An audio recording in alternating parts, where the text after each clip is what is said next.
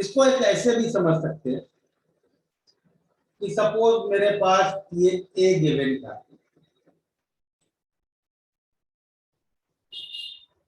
ए का कुछ amount given था। हमने क्या किया इसमें, पहले हमने ए के पैकेट्स बनाए। ए के पैकेट्स कैसे बनाए? हर एक पैकेट में एवोगैड्रो नंबर ऑफ पार्टिकल्स रखे, करेक्ट? Yes sir. यही किया ना, ए के मोल्स निकाले। ए के मोल्स निकालना मतलब हमने पैकेट्स बनाए ऐसे, और हर पैकेट में ए के कितने पार्टिकल्स हैं? Avogadro number. अब नेक्स्ट चीज हमने क्या की, हमने ये निकालना है कि ए के एक पैकेट से डी के कितने पैकेट बनेंगे, ए के एक मोल से डी के कितने मोल्स बनेंगे। वो हमें कहां से पता लगेगा? स्टोइचियोमेट्री से। ठीक है, यस और no? Yes sir. Yes sir. तो देखो, पैकेट बनाने का जो काम है वो तो कोई भी रिएक्शन रहे सेम ही रहेगा, क्योंकि तो भाई कोई भी सब्सटेंस हो, कोई भी रिएक्शन हो, हम इस प्रॉब्लम में पैकेट कैसे बना रहे हैं? हर पैकेट में एवोगैड्रो नंबर ऑफ पार्टिकल रखे, करेक्ट? तो पैकेट बनाने का तरीका तो रिएक्शन टू रिएक्शन नहीं बदलेगा, बट एक एक पैकेट से डी के कितने पैकेट बनेंगे वो प्रॉब्लम टू प्रॉब्लम बदलेगा, करेक्ट? हाँ सर। ये बात समझ में आई? Yes yes sir. Equivalent approach में हम क्या करेंगे, अब हम जो पैकेट्स बनाएंगे, अब हम जो ए के पैकेट्स बनाएंगे वो अलग साइज के बनाएंगे, और इस साइज के बनाएंगे कि ए के एक पैकेट से डी का एक ही पैकेट हो। समझ लो? तो अब हमारे पैकेट बनाने का तरीका बदल गया है। अब हर पैकेट में बराबर नंबर ऑफ पार्टिकल्स नहीं हो। मोल में क्या होता है, किसी भी सब्सटेंस के एक मोल में एवोगैड्रो नंबर ऑफ पार्टिकल्स होते हैं, correct? Yes sir. But equivalent में ऐसा नहीं होता है। हर सब्सटेंस के एक इक्विवेलेंट में अलग अलग नंबर ऑफ पार्टिकल्स होते हैं। तो ए के एक इक्विवेलेंट में अलग नंबर ऑफ पार्टिकल्स होंगे, बी के एक इक्विवेलेंट में अलग नंबर ऑफ पार्टिकल्स होंगे, सी के एक इक्विवेलेंट में अलग नंबर ऑफ पार्टिकल्स होंगे। तो अब नंबर ऑफ पार्टिकल्स अलग अलग होंगे, बट अब हर रिएक्शन में कॉमन क्या चीज होगी? एक पैकेट से एक ही बनेगा। एक पैकेट से एक ही पैकेट मिलेगा, बस। तो वहां पे अब हमें दिमाग नहीं लगाना है। There we do not need stoichiometric coefficient. Okay? तो चलो अब डिफाइन कर लेते हैं सब, एक बार माइंड में क्लियर है करना क्या है। तो सबसे पहले तो इसमें हम लोग लिखते हैं लॉ ऑफ इक्विवेलेंस। क्या है law of equivalence? It states that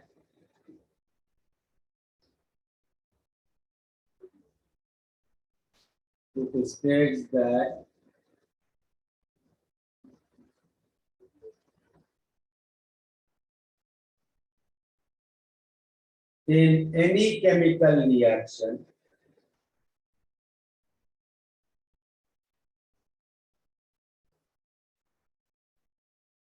equal number of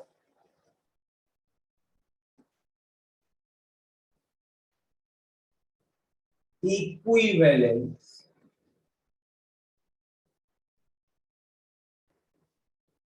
of all species are involved. ठीक है, तो मतलब अगर एक बैलेंस रिएक्शन है मेरे पास,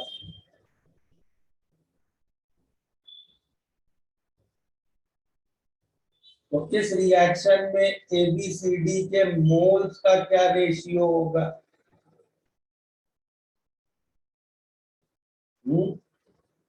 Sir, ABC. B is to C is to A D. B C D. लेकिन इस रिएक्शन में ABCD के इक्विवेलेंट्स का क्या रेशियो होगा? 1 1 1 1. 1 is to 1 is to 1.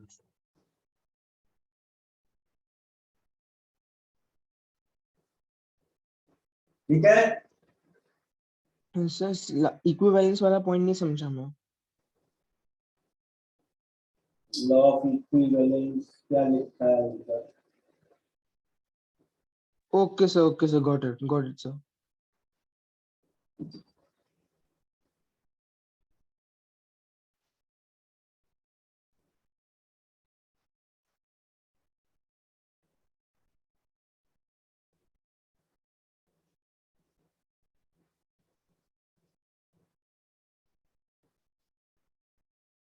तो अब इक्विवेलेंट्स निकालेंगे कैसे? Can you show the last page? के लिए डन सर, थैंक यू. पहले डिफाइन कर लेते हैं इक्विवेलेंट मास और equivalent weight.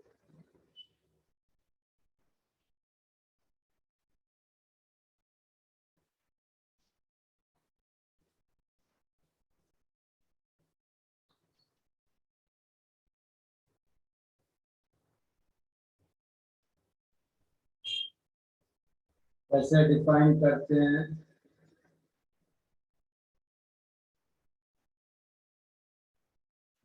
Mass of one equivalent of any substance. तो अब किसी भी चीज के नंबर ऑफ इक्विवेलेंट्स क्या होंगे?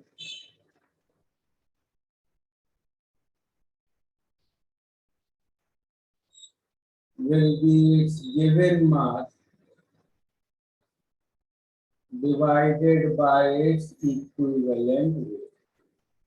जैसे नंबर ऑफ मोल्स कैसे निकालते थे? Given mass by molecular weight, correct? Okay, yes sir.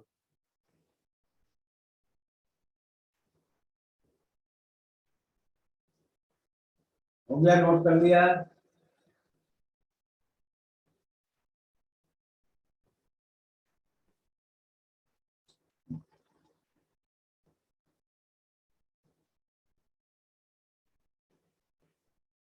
Equivalent EW मतलब equivalent weight ना.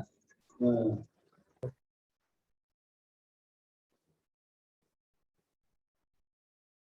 अब इक्विवेलेंट वेट कैसे पता करेंगे?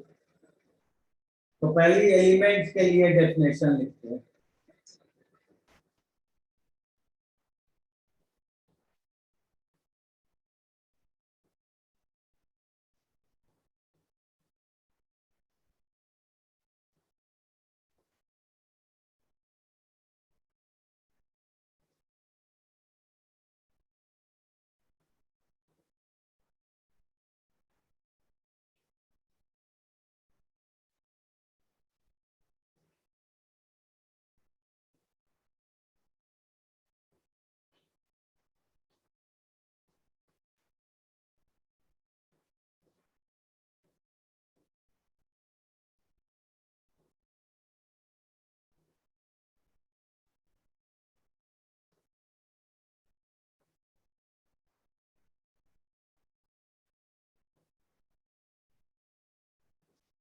ठीक है, तो इक्विवेलेंट वेट एक एलिमेंट का कैसे डिफाइन हो रहा है? उस एलिमेंट का कितना मास 1 ग्राम हाइड्रोजन या 8 ग्राम ऑक्सीजन या 35.5 ग्राम क्लोरीन से कंबाइन होता है। ओके, ठीक है। Yes, sir.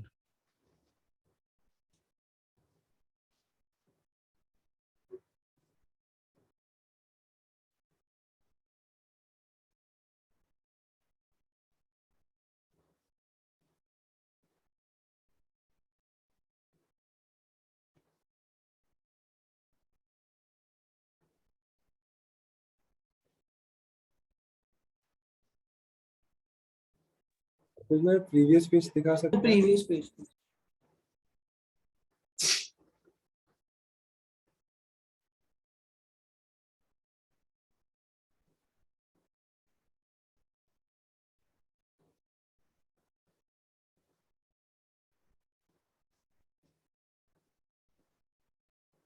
Done, sir. So didn't we cover some of this in mole concept? और Didn't we cover some of this in mole concept? No,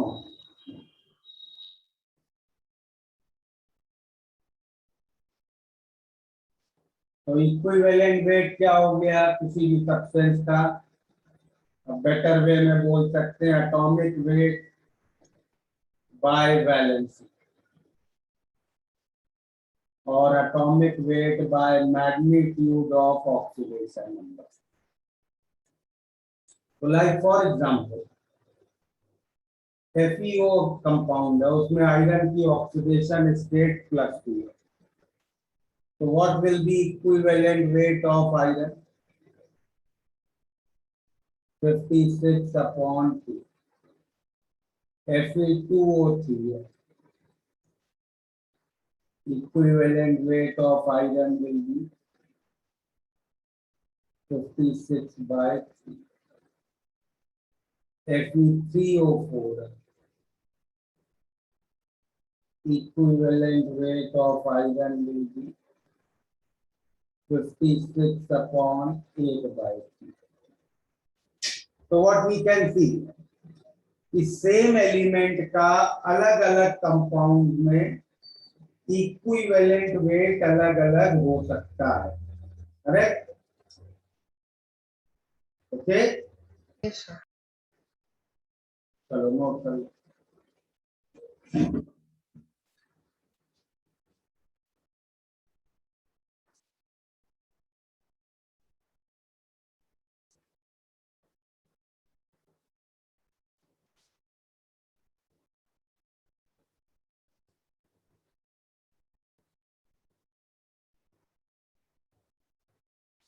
हो गया?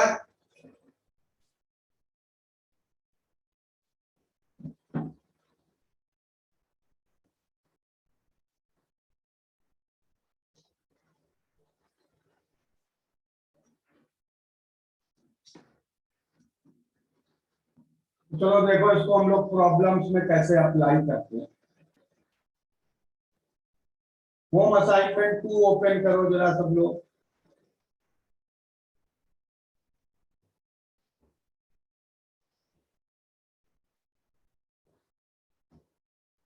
Let's see some example. First problem देखते हैं home assignment 2 का। क्या given है उसमें? एक मेटल एसिड से रिएक्ट करके हाइड्रोजन लिबरेट कर रहा है, करेक्ट? ऐसे लिख सकते हैं reaction metal plus acid goes to salt plus hydrogen, correct?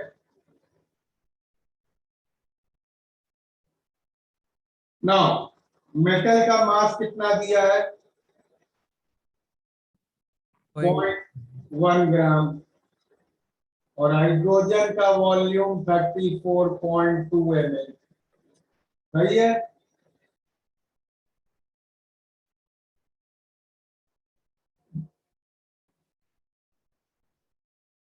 Now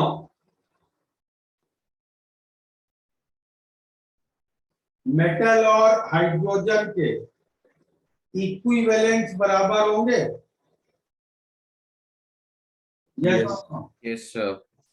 Yes, sir. Metal के कितने इक्विवेलेंट होंगे? 0.1 by equivalent weight of metal. Okay. Yes, sir. Hydrogen का वॉल्यूम दिया है एसटीपी पे, तो हाइड्रोजन के मोल्स हो गए इतने, तो हाइड्रोजन का मास हो गया इतना अपॉन हाइड्रोजन का equivalent weight 1. These both terms will be equal. Correct? Yes. तो इससे हमें इक्विवेलेंट वेट मिल जाएगा मेटल का. समझ में आया? Yes, sir. चलो सेकेंड प्रॉब्लम देखें. सेकेंड प्रॉब्लम में एक मेटल को ऑक्सीजन से रिएक्ट करा के मेटल ऑक्साइड बनवा रहे हैं. ये 0.5 ग्राम है, उससे ऑक्साइड बन रहा है 0.79 ग्राम. सही है? तो ऑक्सीजन कितना यूज हुआ इसमें? 0.29. 0.29. अब मेटल और ऑक्सीजन के इक्विवेलेंट्स बराबर होंगे. हाँ, sir.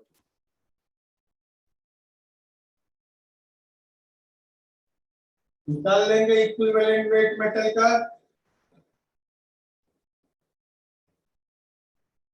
ठीक है.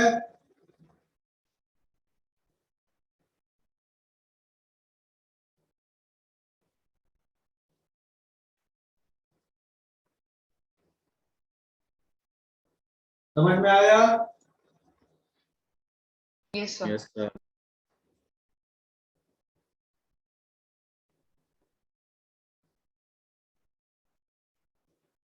एक डाउट है, वो जो हमने इक्विवेलेंट वेट का डेफिनेशन लिखा है उसमें 1 ग्राम ऑफ हाइड्रोजन गैस ना, मतलब H2 ना रिएक्ट करे. 1 ग्राम H2 ओके सर. है ना, और 1 ग्राम H में जरा फर्क मुझे बता दो.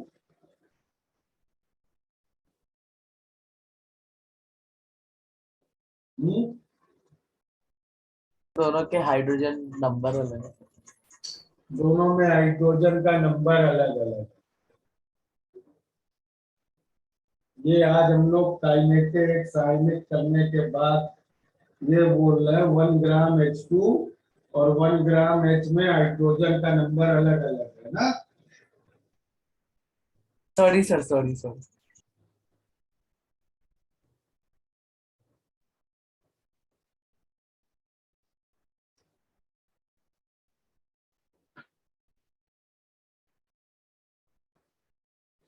चलो कंप्लीट HA2 जल्दी से.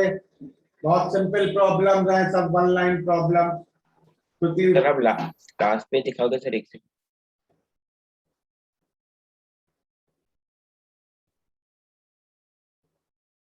Done sir, thank you. Complete home assignment 2.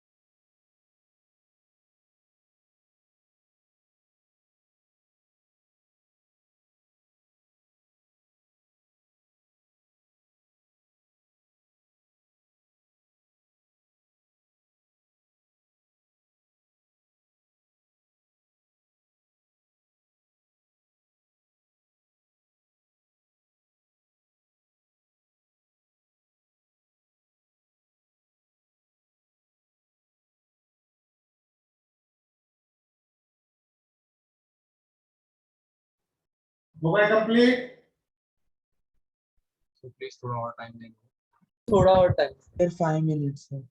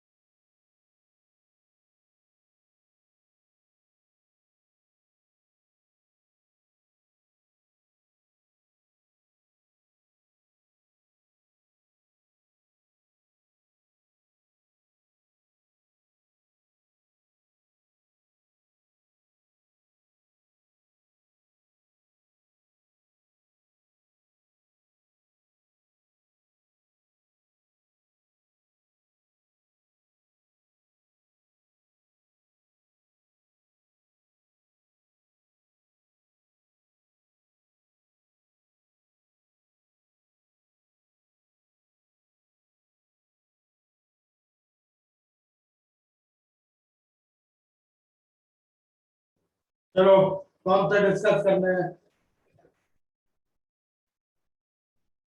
वाला कर सकते हैं। 22nd. कौन सा? Fifth. Sir, 15. Sir, sir 7th. 6 वाला 15 और 22 अभी छोड़ दो। Okay, so 4th and 6th 7th. 20. चलो फोर्थ देखते हैं। फोर्थ प्रॉब्लम में क्या गिवन है? एक एलिमेंट में 65.5% क्लोरीन है, करेक्ट? मतलब उस क्लोराइड में मेटल 34.5% होगा। ओके, yes so अगर 100 ग्राम क्लोराइड लें तो उसमें क्लोरीन का वेट 65.5 ग्राम और मेटल का वेट 34.5 ग्राम। तो क्लोरीन के इक्विवेलेंट्स इतने हो जाएंगे और मेटल के इतने, सही है? तो इससे yes so equivalent weight metal का मिल जाएगा।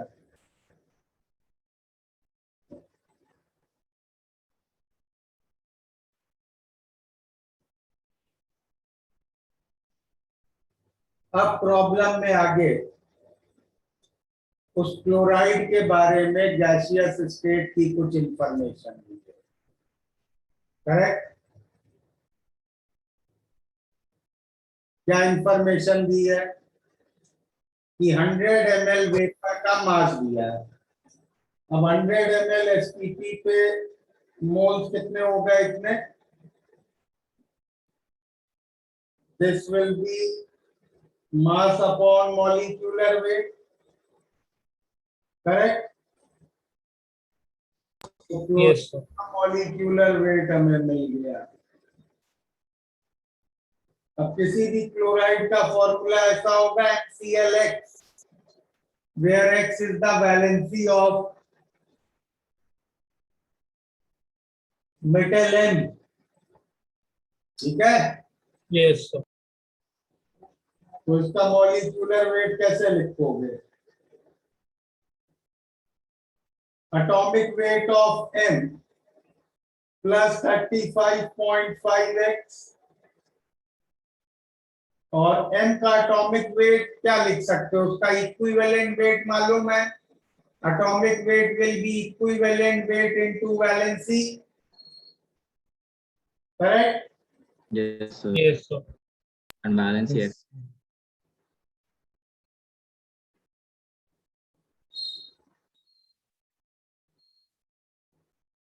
इससे X की वैल्यू आ जाएगी। हाँ yes अगला कौन सा करना है? so 6th one 6th वाला. सिक्स्थ वाला। Sir, 5th भी कर देंगे please.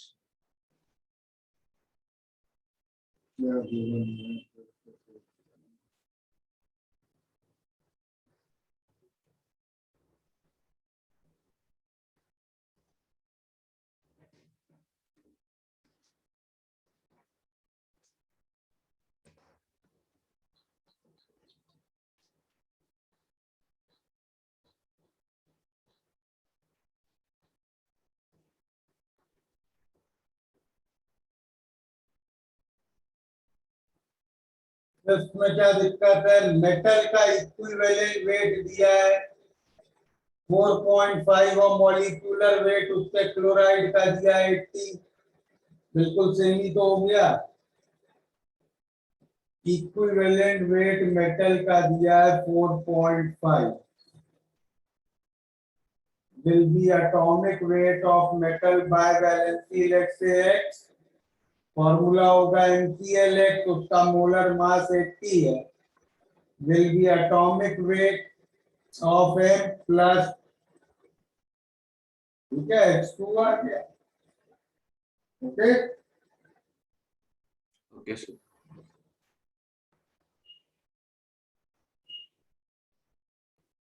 इस प्रॉब्लम में सल्फेट में, किसी मेटल के सल्फेट में 42.2% मेटल है तो सल्फेट कितना होगा 57.8,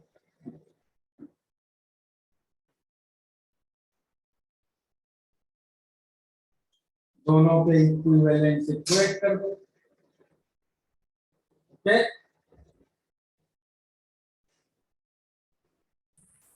Sir, can you do the ninth one as well?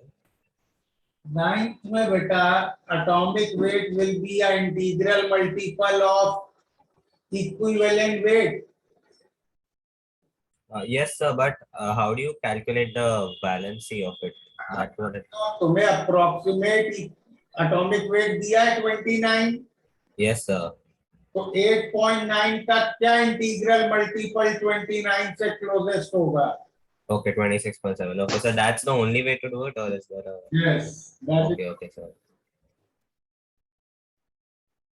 Sir या फिर हम एक अप्रोक्सीमेट बैलेंस कैलकुलेट करके उसे राउंड ऑफ करेंगे। वैसा भी कर सकते हो, वही चीज है ना, इंटीग्रल मल्टीपल ढूंढ रहे हो। Okay sir. सर आपको 96/2 कैसे मिला? सल्फेट का मास क्या होगा टोटल 96, अच्छा upon 2 valency. Okay sir, charge होता है, वैलेंसी 2 है उस पूरे ग्रुप की। Okay sir. 12th भी कर दें।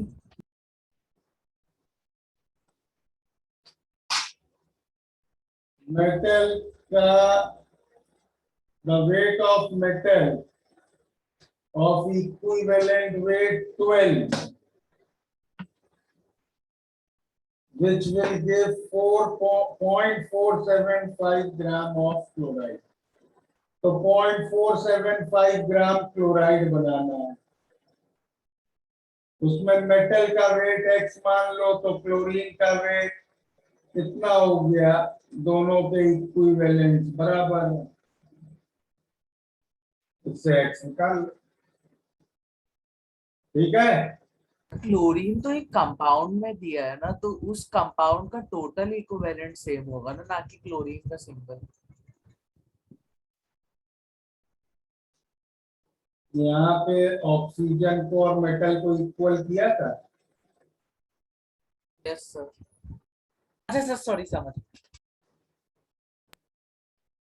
सर 14th वाले में डाई वाले कंपाउंड significance निकालना क्या है? है, वो कैसे निकालते हैं क्या sir? Equivalent weight of compound क्या होता है? कंपाउंड का भी पढ़ाया ही नहीं है, तो क्यों उसके लिए परेशानी? ओके सर, क्योंकि कुछ क्वेश्चंस में वो था सर। नहीं, किसी में नहीं होगा, इधर होम असाइनमेंट में। सर क्वेश्चन 15 में है। सर 22 और 17 में अभी बोला ना नहीं करना है। Okay sir. Sir Can you do 14 11th? बता सकते हो डाई वैलेंट का क्या यूज है? डाइवेलेंट का मतलब वैलेंसी 2 है, वैलेंसी का यूज पड़ता है ना इक्विवेलेंट वेट निकालने में। अच्छा yes sir, okay sir, got it. Sir can you solve question 11?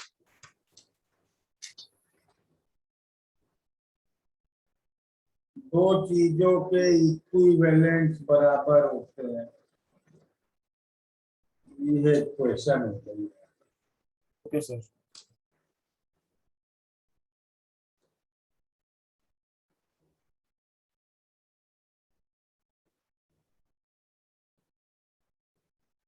Sir 20th भी कर सकते हो?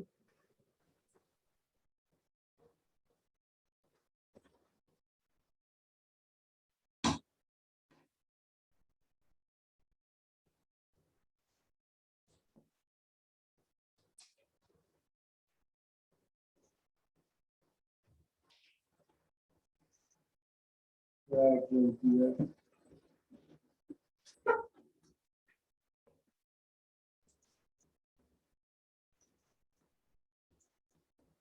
दस मिनट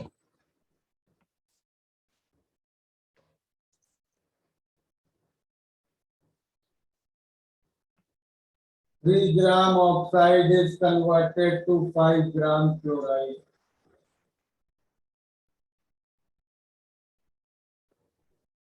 तो ऑक्साइड में मेटल और ऑक्सीजन होंगे, करेक्ट? मेटल मान लो यस सर। ग्राम है, तो क्लोरीन 3 - x ग्राम होगा। मेटल और ऑक्सीजन के इक्विवेलेंट बराबर होंगे। Yes, sir. अब इसी ऑक्साइड को तुम क्लोराइड बना रहे हो, तो सारा मेटल तो वही जाएगा। तो अब क्लोराइड में x ग्राम मेटल होगा और 5 minus x gram chlorine, correct? Okay, sir. What? दो इक्वेशन है, दो अननोन है, सॉल्व कर लेना।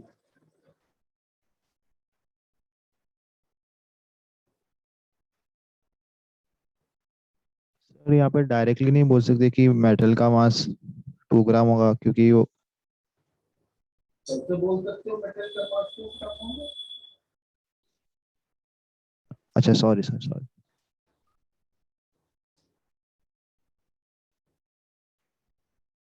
हो गए सारे कंप्लीट होम असाइनमेंट 2 के?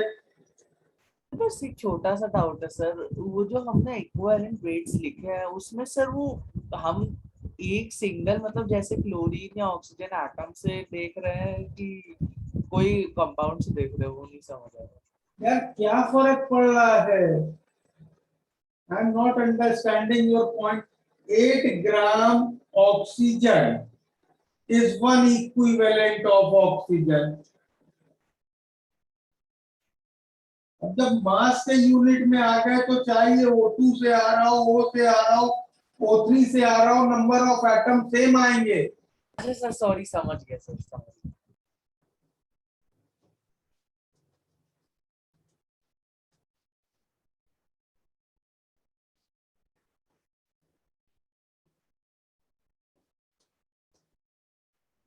कंपाउंड के लिए इक्विवेलेंट वेट डिफाइन होता है ऐसे।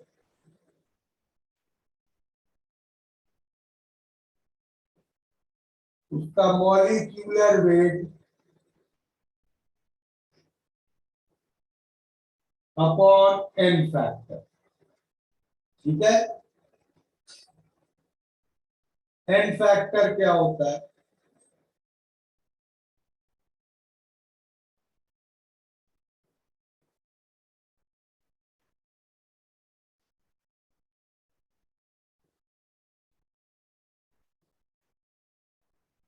ठीक है?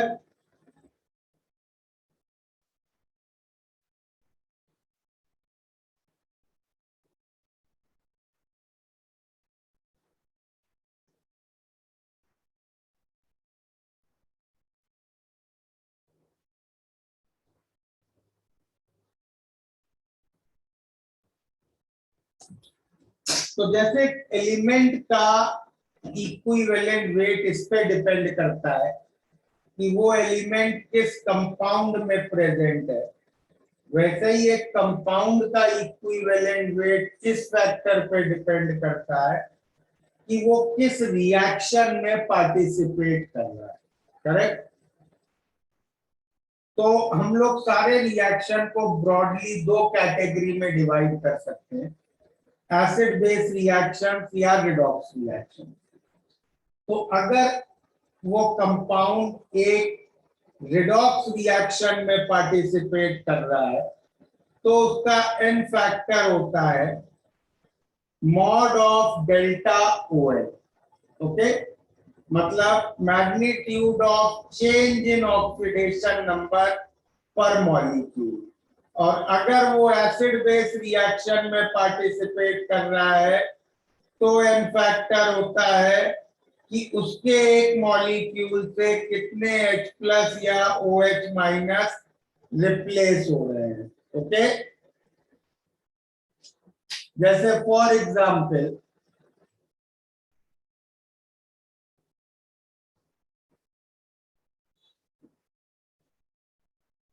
सपोज हमें इस तरह से दिया है कि H2C2O4 किसी रिएक्शन में बना रहा है CO2 और एन फैक्टर पूछा है। तो H2C2O4 में कार्बन की ऑक्सीडेशन स्टेट क्या है? +3। Yes sir. और CO2 में +4। तो कितना चेंज हो रहा है? 1 1 of 4 minus 3 into 2 2 2, क्योंकि 2 कार्बन है। इसका एन फैक्टर क्या है? इसके एक मॉलिक्यूल में एक ही कार्बन है। ओके,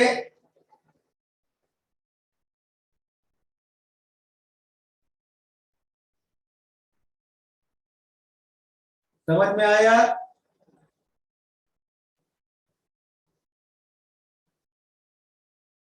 अब जैसे 15th प्रॉब्लम देख लो असाइनमेंट 2 का, तुमसे KMnO4 का इक्विवेलेंट वेट पूछा है when it is converted to MnSO4, तो मैंगनीज 7 से 2 में जा रहा है, एन फैक्टर क्या होगा? 5, करेक्ट। तो इक्विवेलेंट वेट क्या होगा? मॉलिक्यूलर वेट बाय 5, ठीक है।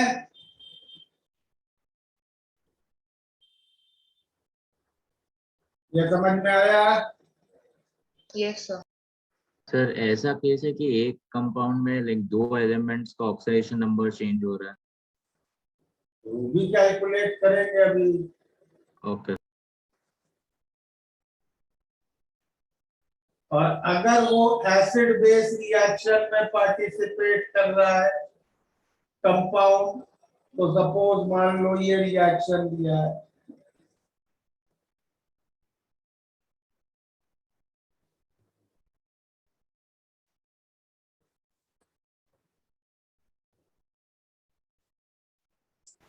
और इसमें तुमसे H3PO4 का एन फैक्टर पूछा, तो H3PO4 में कितने हाइड्रोजन हैं जो हट सकते हैं?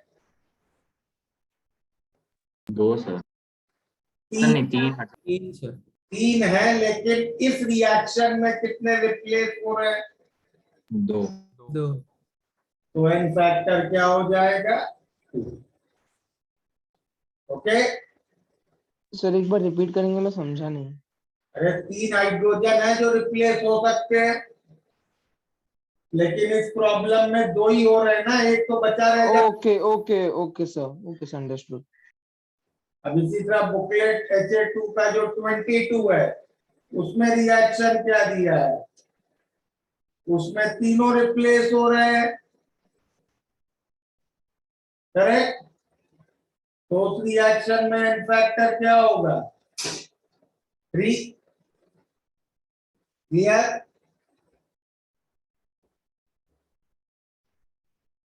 समझ में आ गया? कंपाउंड का एन फैक्टर कैसे निकालेंगे?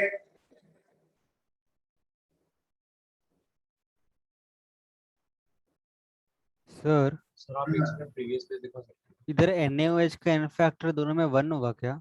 OH का तो 1 ही हो सकता है, उसके एक मॉलिक्यूल में है ही एक ही OH, okay sir. Correct.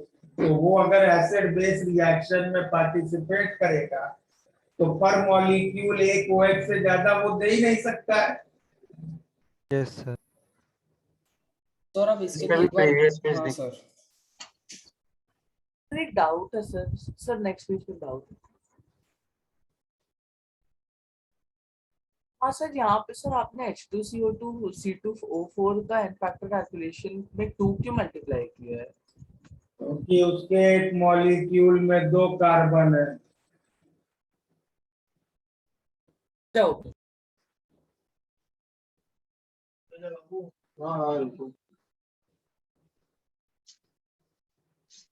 Sir Na2HPO4 का एन फैक्टर क्या होगा? Na2HPO4 में कितने हाइड्रोजन रिप्लेस हुए हैं? रिप्लेस 2 हुए हैं कि? हुए हैं, तो n factor 2। Okay sir. Sir हम H2C2 वाले एग्जांपल में पहले कार्बन को बैलेंस नहीं करेंगे?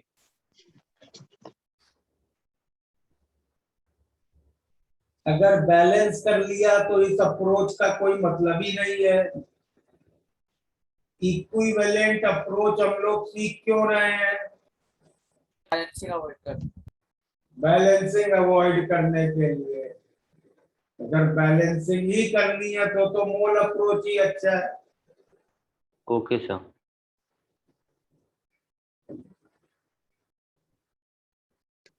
देखो एक इक्विवेलेंट का मतलब समझो क्या होता है कि इक्विवेलेंट। चटनी खराब हो गई। चटनी पूरे रात में रखोगे तो खराब ही होगी। कोई पॉइंट वाली बारीक वाली।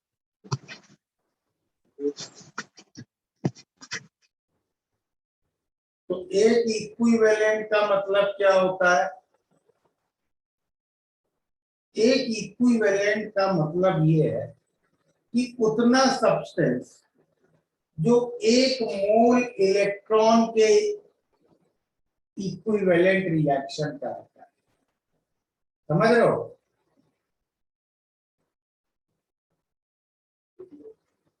अब अगर किसी सब्सटेंस का डेल्टा ON 5 है, उसका क्या मतलब है?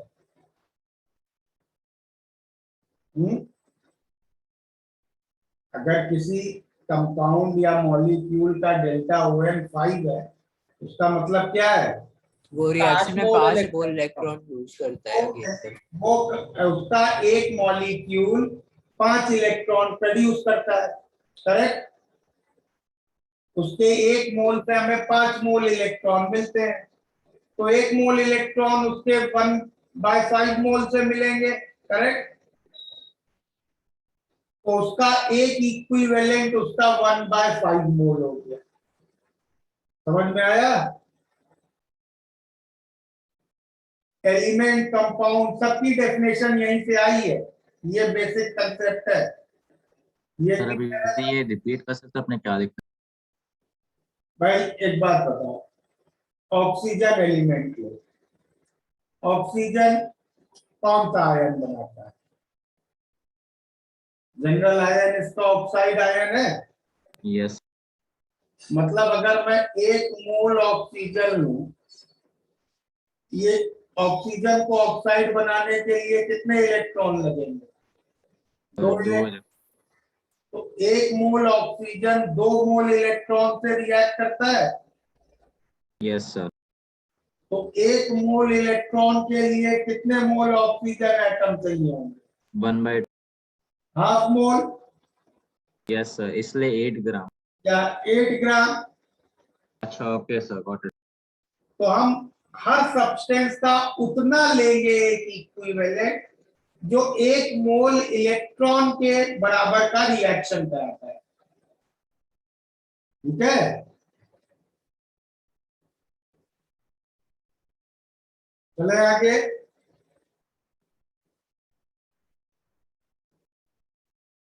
यस। तो इससे बैलेंसिंग कर सकते हैं हम लोग रिएक्शंस को।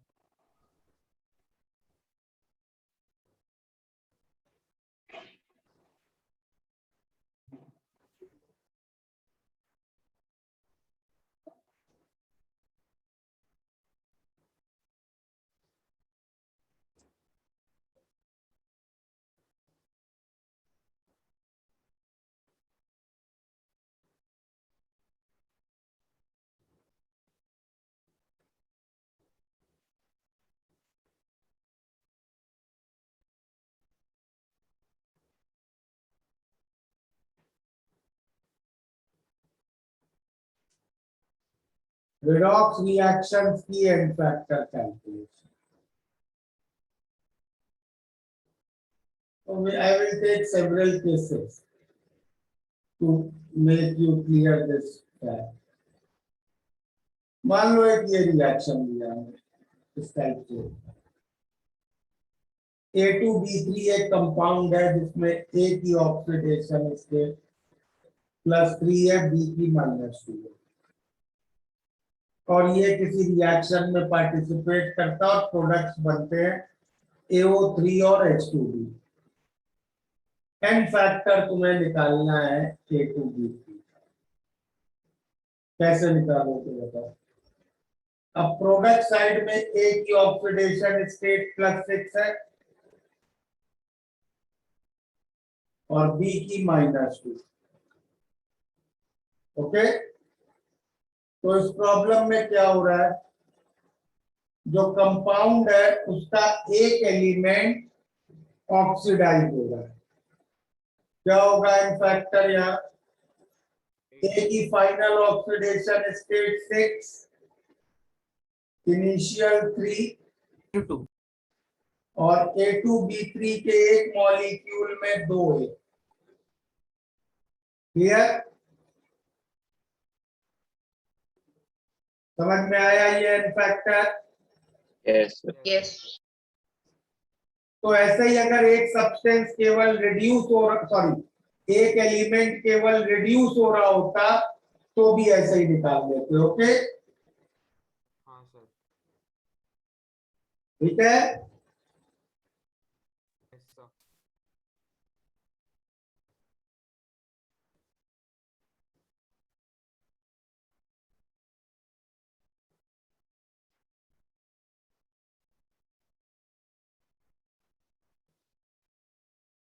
अगला केस इसमें क्या ले सकते हैं?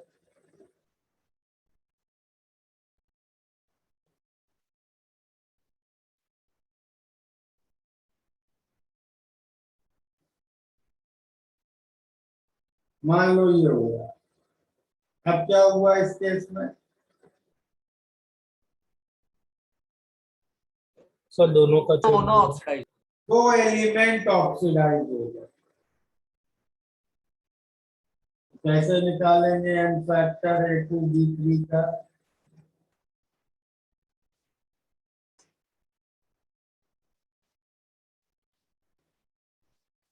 समझ में आया? A 3 से 6 चेंज हुआ तो A का change 6 minus 3 and there are 2 atoms of A per molecule. B का change 2 minus minus 2 and there are 3 atoms of B per molecule. ठीक है? सर और इसमें AO3 का एन फैक्टर 3 रहेगा ना? AO3 का एन फैक्टर निकालना है। A में 6 minus 3 और इसके मॉलिक्यूल में 1 है। ठीक है? Okay sir, got it. Sir मतलब जो एक कंपाउंड है उसके जितने कॉन्स्टिट्यूएंट एलिमेंट्स हैं उनका हमको डेल्टा वन को ऐड कर देना है। डेल्टा ओएन तभी ऐड करेंगे जब सारे एलिमेंट्स या तो ऑक्सीडाइज हो रहे हैं या रिड्यूस हो रहे हैं, सेम डायरेक्शन में जा रहे हैं। समझ लो? Okay sir, got. एक ऑक्सीडाइज हो रहा है, एक रिड्यूस हो रहा है, तब ऐड नहीं करते हैं। अभी आगे केस में डिस्कस करेंगे। सर एक second previous to previous page दिखा सकते हो क्या? अरे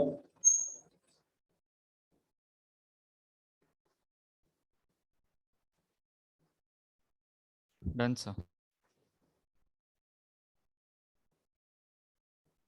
केस 3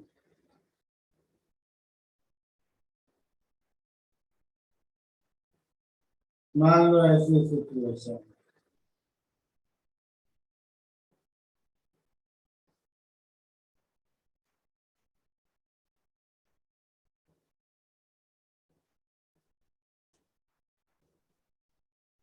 क्या हुआ इसमें?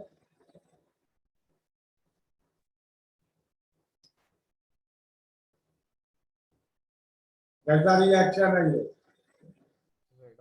रिडक्स।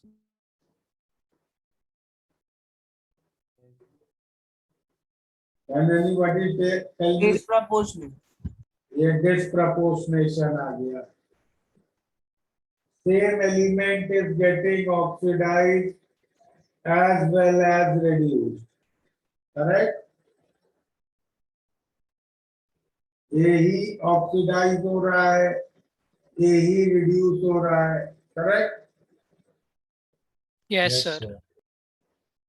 तो ऐसे केस में एन फैक्टर निकलेगा A2B3 का ऐसे। ये फॉर्मूला याद रखेंगे।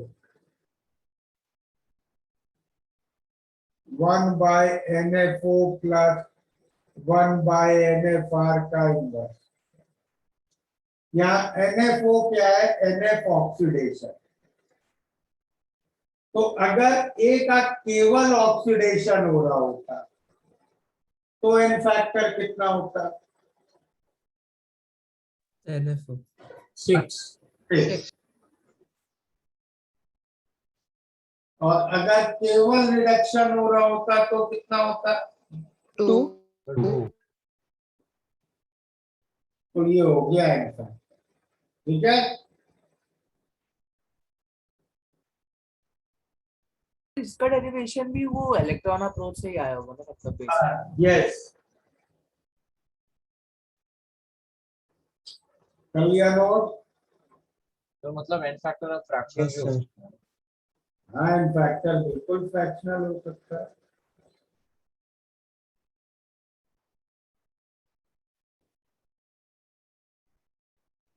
फोर्थ केस डिस्कस करते हैं।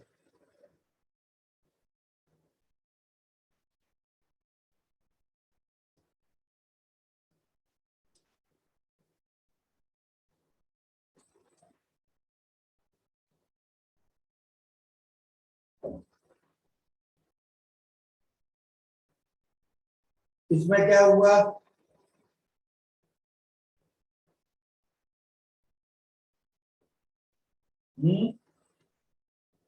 ये ऑक्सीडाइज हुआ, लेकिन ऑक्सीडाइज होके वो दो अलग अलग ऑक्सीडेशन स्टेट्स में जाए। करेक्ट? 3 से 4 भी जा रहा है, 3 से 6 भी जा रहा है। Okay, Yes sir. प्लीज इसमें ऐसा मत करना कि 2 ए है, एक को 4 भेज दिया और एक को 6 भेज दिया। ऐसे केस में हमें सबसे पहले रिएक्शन को बैलेंस करना ही पड़ेगा। बिना बैलेंस किए हम एन फैक्टर नहीं निकाल पाएंगे। ओके, तो मान लो बैलेंस किया और कुछ ऐसा मिला,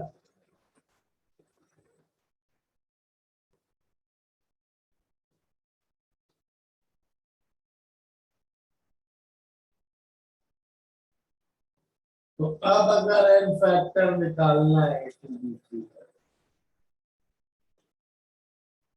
तो ए 3 से 4 जा रहा है कितने एटम्स में? m एटम्स में। करेक्ट? और 3 से 6 जा रहा है n एटम्स में। तो पर एटम पर एक एटम का एवरेज चेंज ये हो गया। करेक्ट? और A2B3 के एक मॉलिक्यूल में 2 एटम है, एक तो इनटू 2। क्लियर? तो मतलब इसमें एवरेज मल्टीप्लाई करना है। एवरेज निकाल लिया पर एटम ए का। भाई यहीं से दोनों जगह जा रहा है ना, तो हमें एवरेज देखना पड़ेगा, वेटेड एवरेज। क्लियर है ये? यस प्रीवियस सर अगर हम रिएक्शन ही बैलेंस कर रहे हैं तो फिर इक्विवेलेंट मेथड का मतलब use क्या होगा? स्टोइचोमेट्री में फायदा नहीं आएगा, लेकिन अगर कोई प्रॉब्लम हमें सीधे एन फैक्टर ही पूछेगा तो हमें निकालना ही पड़ेगा ना n factor. Okay sir. Sir previous page में जो आपने लिखा था सर NFO, तो उसमें माइनस साइन था या प्लस साइन? Okay sir. हाँ, माइनस प्लस कहाँ पे कह रहे हो? सर उन दोनों NF 1/NFO मेरे को लगा -1/NFO, sorry. So can you show the next slide please?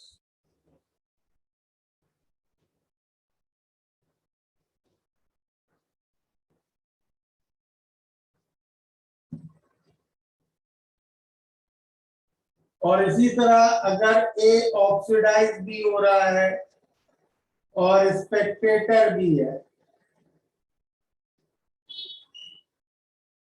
तो भी ऐसा ही अप्रोच लगेगा।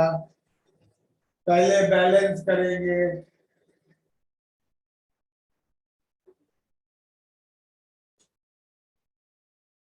ओके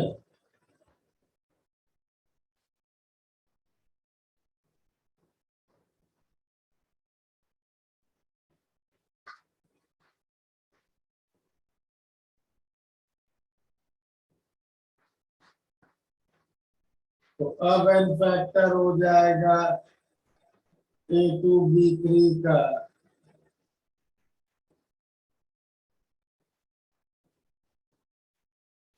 ठीक है।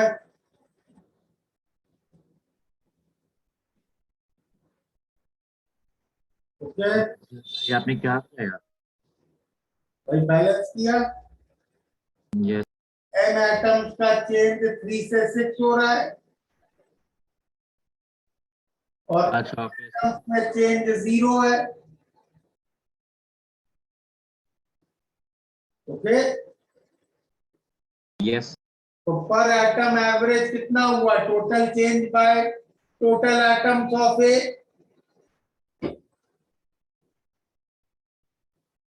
ओके यस और फिर A2B3 के एक मॉलिक्यूल में ए के 2 एटम है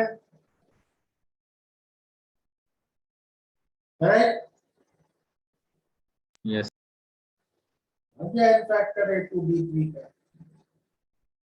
सर दो अलग एटम ऑक्सीडाइज और रिड्यूस हो रहे हैं तब क्या करें?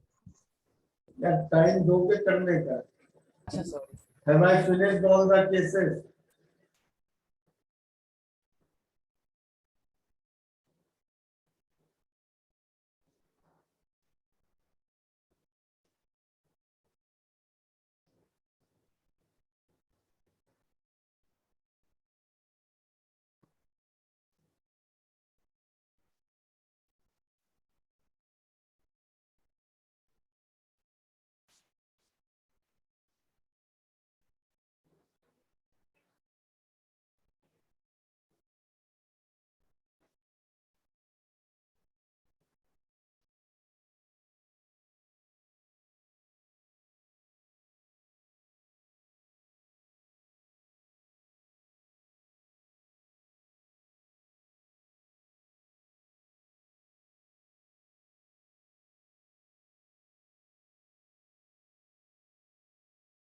अब इस केस में ए ऑक्सीडाइज हो रहा है बी रिड्यूस हो रहा है।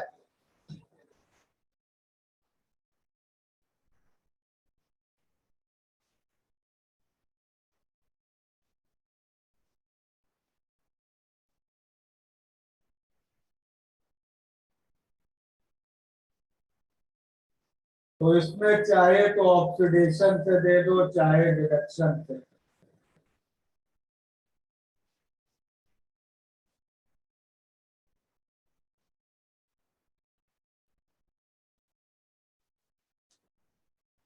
ठीक है ऐड मत कर देना दोनों को ऐड या सब ऐड।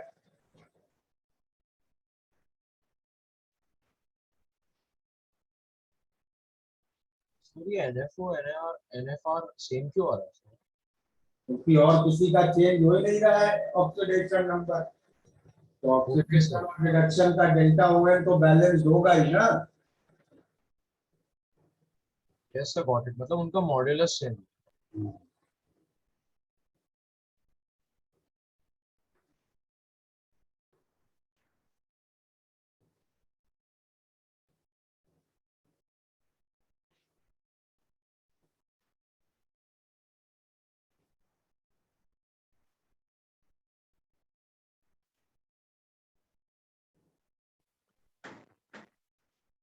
हो गया।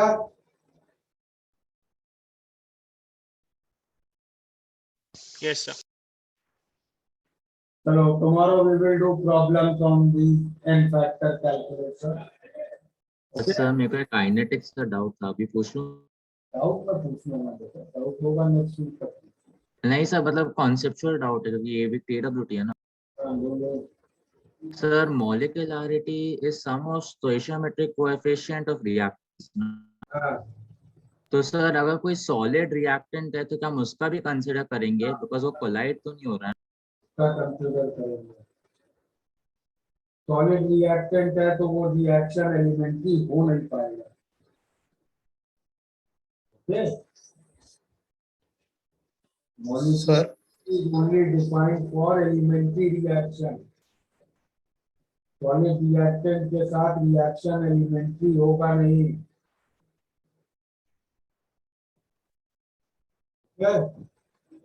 सर वो जिस क्वेश्चन में हीट ऑफ रिएक्शन निकालना पड़ता है कैटलिस्ट के लिए, उसमें मुझे थोड़ा दिक्कत आता है सर. कैसे क्या करना है? Heat of reaction निकालना. नहीं सर, मतलब जो केमिकल काइनेटिक्स में जो कैटलिस्ट रिलेटेड क्वेश्चंस आते हैं ना, उसमें थोड़ा दिक्कत आ रहा है. फैक्टर से डेल्टा ये कम हो जाता है, तो e रेज टू डेल्टा ये बाय RT के फैक्टर से बढ़ जाएगा rate of reaction. Okay sir. Okay sir वो सोडियम पोटेशियम वाले जो मेटल है उनके लिए वो इक्विवेलेंट वेट डिफाइंड नहीं होगा क्या? सर क्या उनका एलिमेंटल स्टेट में ऑक्सीडेशन नंबर 0 होगा? होगा. मैं क्वेश्चन क्या है? सर क्या वो इक्विवेलेंट वेट डिफाइंड नहीं होगा जिनको? नहीं होगा, क्यों नहीं होगा? अच्छा okay, got it sir, got my mistake. Sir nuclear ratio sir का एक बार मीनिंग क्या होता है?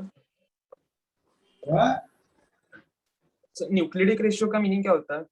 दो न्यूक्लियस के नंबर का ratio. Okay sir.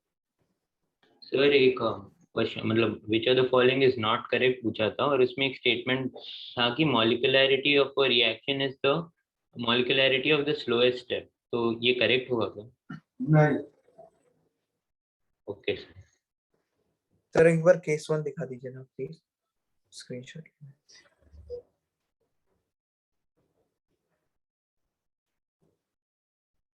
Done sir. Sir एक और क्वेश्चन था कि in which of the following ways does an activated complex differ from an ordinary molecule? Class में डिस्कस किया ये doubt. Okay. Sir next page दिखा देंगे एक